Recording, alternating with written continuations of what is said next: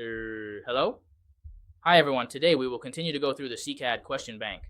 Next, let's look at the second question. The second question is about scheduled tasks. This question mainly asks us to create a scheduled task. Then, within the designated task time, including the specifics, executing once per minute, how many successful runs to retain, how many failures, as well as some basic settings for restarting pods. And ultimately, the goal is actually just one, to create a cron job, a scheduled task. But here, first of all, everyone should note here that whether the job completes or fails is not important. This isn't important. The main thing is to set it according to the requirements of the question. There are quite a few settings here, and the requirements are pretty detailed. So let's take a closer look at them.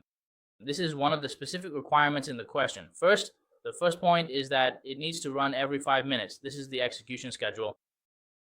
Second, we need to retain 2 completed jobs and keep 4 active jobs, and also never restart the pod. Then terminate the hold after 8 seconds. These are our basic requirements, and there are quite a few of them. As for the specific task, it's actually to run a command provided in the problem statement. The command is quite simple, usually just a single line. You can just copy it directly from the problem. So these are our basic requirements. This question is essentially asking us to create a scheduled task. A cron job, that's the main content of our second question. First of all, the main thing to pay attention to in this question is the name. The name of our cron job is fixed. Also, it runs a single container, that is a pod with only one container. This is our basic requirement. So here, first we need to, for the first step, we still need to remotely access the corresponding host. First, connect to the appropriate host, and then what do? Then we proceed with the configuration. So, as always, for each question, we always start by remotely accessing the corresponding host. So let's connect to one now. All right, next, let's take a closer look at the solution method for this question. First of all, after entering this question, there is something we need to pay attention to. So first of all, for our cron drop here, the name is specified in the question. So the first step is to enter this page. First, we use our VM command to directly edit our content, and that's all we need to do.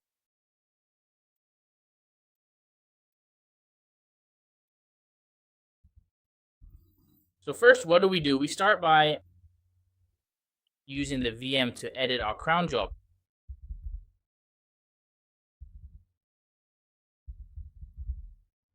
After entering our file, we just need to follow the normal process and write as usual. For example, the first thing is our API version, which is the version we have here.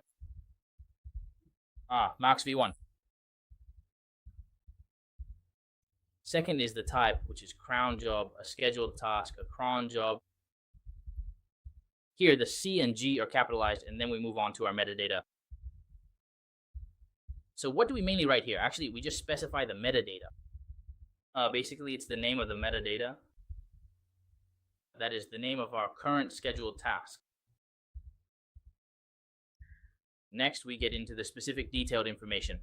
Among these details, what we need to pay attention to first is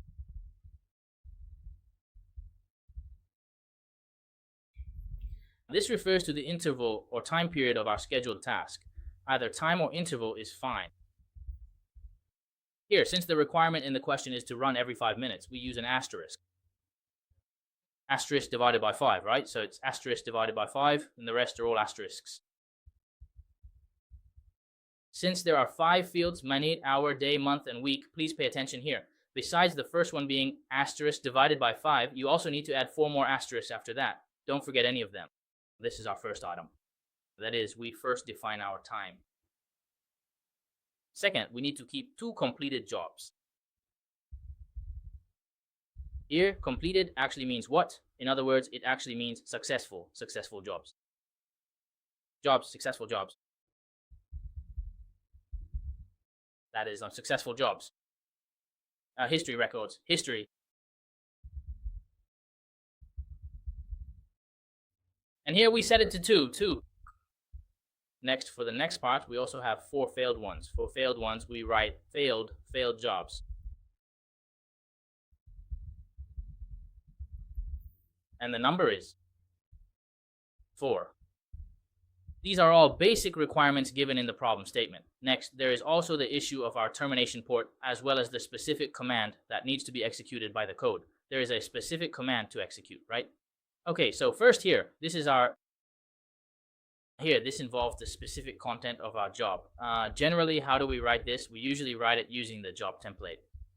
After the template, we write the specific content. There is one thing everyone needs to pay attention to here.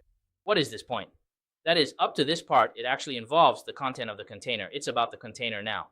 For this part, the question also provides the specific information that needs to be written. So here, let's first write down the information about the container. After container, add the following. The first thing is the name of the container, which is also provided in the question. As for the container name, actually, here is just API. That's the name. Next is the specific image. That is our container image. It's PRL. The version is 5. Then next is our standard image pull policy. This is just like how we usually write it for a normal pod. So just write it as you normally would. Image pull policy is our pull strategy.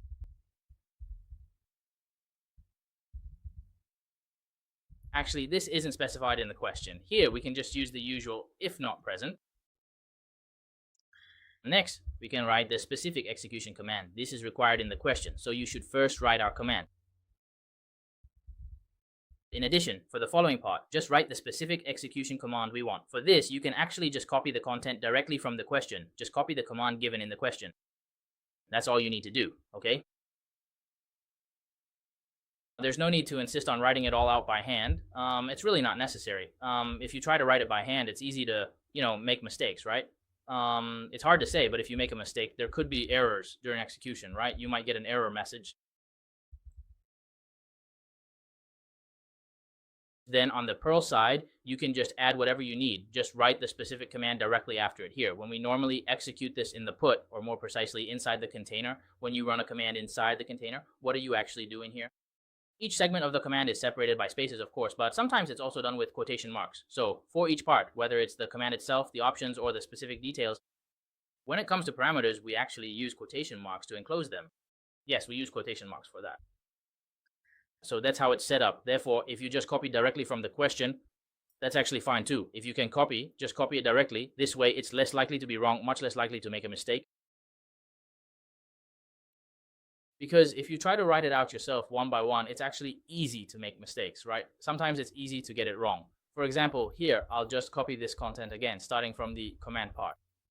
And I'll just copy it directly into our command.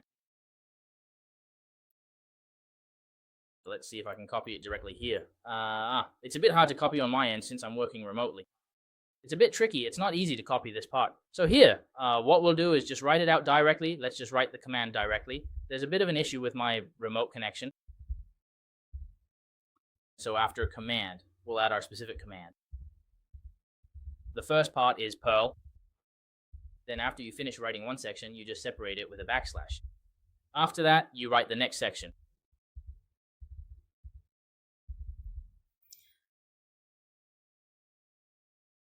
And here when we write, there's also this to note. Remember, after finishing each section, you need to separate them with a backslash. Of course, if you can copy it, it's best to just copy it. Because if you write it out manually, it's very easy to make mistakes. There are just too many symbols, right? Too many symbols. This mainly comes down to the syntax issues here, especially when we're executing commands normally.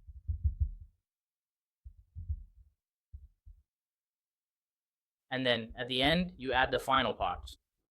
After you finish writing the sentence, make sure to double check it, because here we've actually divided it into 4 sections, right? 4 sections.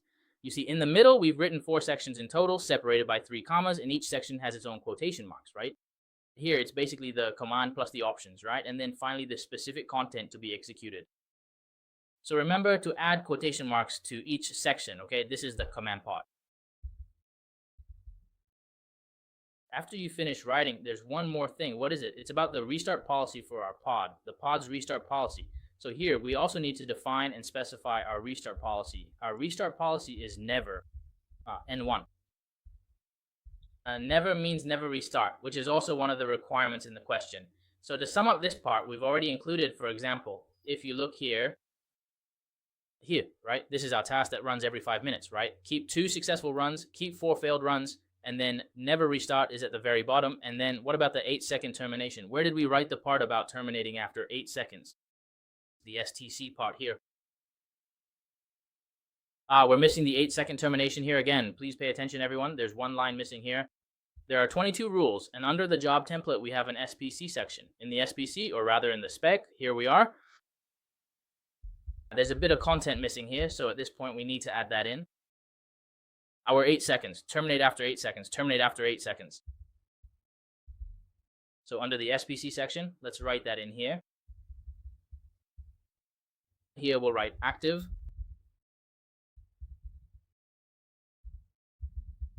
Then deadline, and after that, add our second. That's the termination time, set the termination time. An 8-second termination time. Then below that, add our specific template for the job template.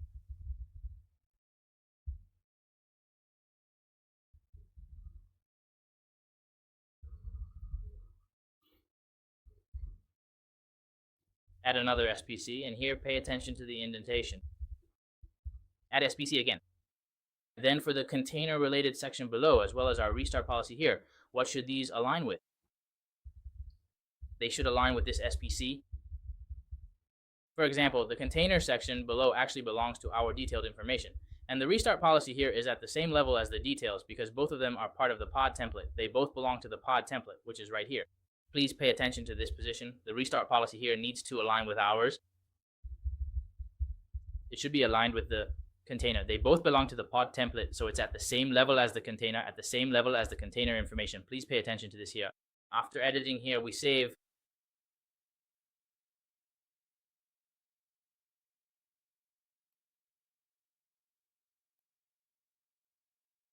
Here we save as usual and then exit.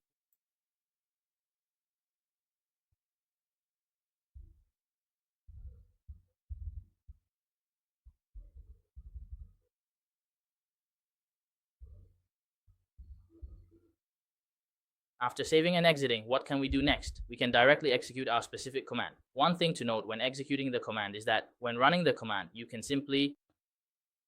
normally you can just generate our code directly. You can directly create the pod by adding curl followed by our. You can also create it or update it. Either way is perfectly fine, and you can add whichever specific one you want.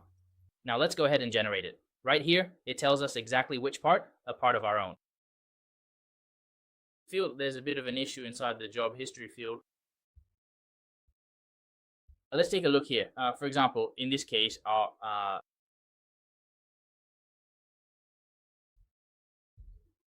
there's a section inside here. There must be something wrong with the spelling here. It says that our successful and field, right? The successful field, these two have issues, right? Here, we can open the file and check. Let's take a look at the section above. The successful part. After successful job, we have history limit.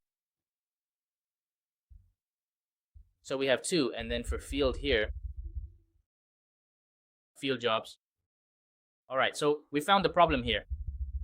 We missed an S, we left out an S. There's an S here and another S here. After we add these two, we'll save and exit. Okay, after making these changes, let's try running it again and regenerate it. All right, after successfully creating it here, everyone needs to pay attention. After it's created successfully, what do we need to check? We need to check our cron job. Just use kubectl get cron job directly, because as you all saw when we were creating it just now, we actually didn't specify a namespace. So for our cron job, we actually don't need to, for example, restrict it to a specific place. So here, what can we do? We can just check it directly without needing to add namespace information. Let's take a look at the information here. Okay, it's already been created, right? Now we need to test it to see if it can run properly. How do we test it? We just use kubectl followed by create as usual. Then job. Let's just create a test cron job as usual for testing purposes.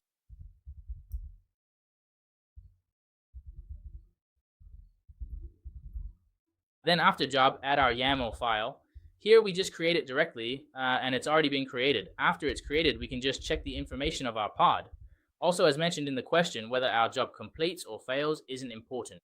Whether it completes successfully or fails doesn't matter. So here, actually, whether it succeeds or fails, it doesn't affect anything. Then here, we should check our jobs, not the pods. This is the specific result we get. Either success or failure is fine, and that's our second question. The main thing is that this question has quite a few requirements, so when you're working on this problem, or when you're modifying the official template, you need to pay extra attention. Since there are a lot of things to write here, if you can't remember everything, you can look for the corresponding template in our official documentation. Of course, that resource isn't complete. The content in the template isn't comprehensive. What else do we need to do? We also need to include what was mentioned in the question just now, like executing every few minutes, as well as our decide how many successful and failed jobs to retain, including the restart policy, an 8-second timeout or termination, and the specific command. These are our total of 6 requirements, and you need to modify all of them yourself. After making these changes, you can create it as usual, whether it's successful or not. Once you've created it, as long as it can be created successfully, that's enough. So there's no problem with this question, it's fine. The question does mention this job, but whether it completes or fails isn't important. So for this question, it's not about having to create it successfully. It's just that as long as the pod can be created normally, that's fine. As long as it can be created and run normally, that's enough. So that's basically it for this part. This is the content for the second question about ground jobs. In the future, I'll gradually bring you explanations for other questions as well. If you're interested, feel free to discuss in the comments section below. That's all for today. Goodbye, everyone.